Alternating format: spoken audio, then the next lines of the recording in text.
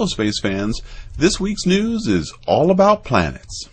This week, we received the first images of Mercury from the Messenger spacecraft in orbit around the planet. On March 29th, NASA released this image, the first of 1,135 images that came out this week.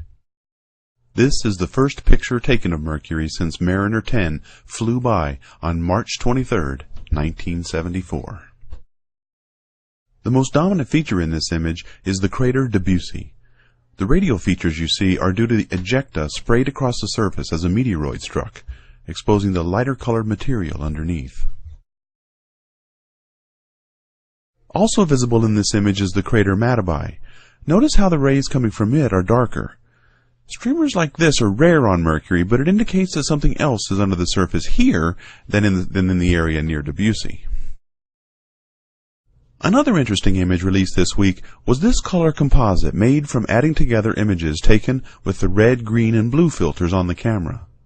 The leftover extra colors you see are from the spectral variations on the surface, which are probably due to differences in particle size or exposure times and surface features that existed between the three filter exposures. Finally, here's the first color image taken from orbit. This amazing high-resolution image really highlights the sheer number of craters marking the surface of this tiny planet so close to the Sun. Just imagine, the average surface temperature here is 400 Kelvin and can get as high as 700 Kelvin. That's 800 degrees Fahrenheit.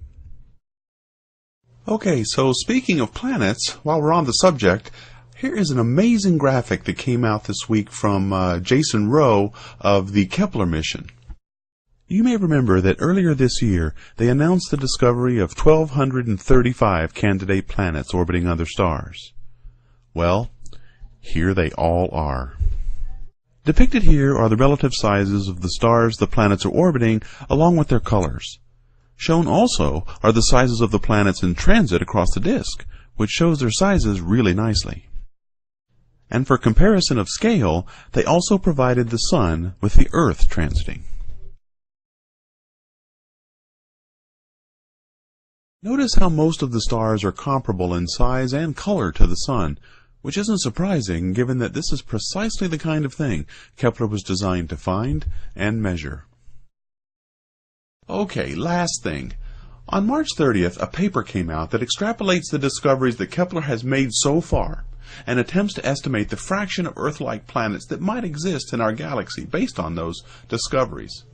And the answer is anywhere from 1.4 to 2.7% of all stars in the galaxy may have an Earth-like planet orbiting it.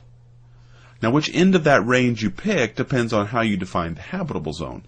A conservative definition will get you closer to the 1.4% number, and if you broaden the parameters a little bit, you'll get closer to the 2.7. So, either way, if we just stuck to the middle of that range and said, say, 2%, that's a lot of planets, because there's around 100 billion Sun-like stars in the Milky Way. 2% of that number comes out to about 2 billion. 2 billion planets like the Earth. There's a lot to think about. Well, that's it for now, space fans. All links to these images and releases are down in the little Who's It box below, so feel free to check them out. Thank you for watching, and keep looking up.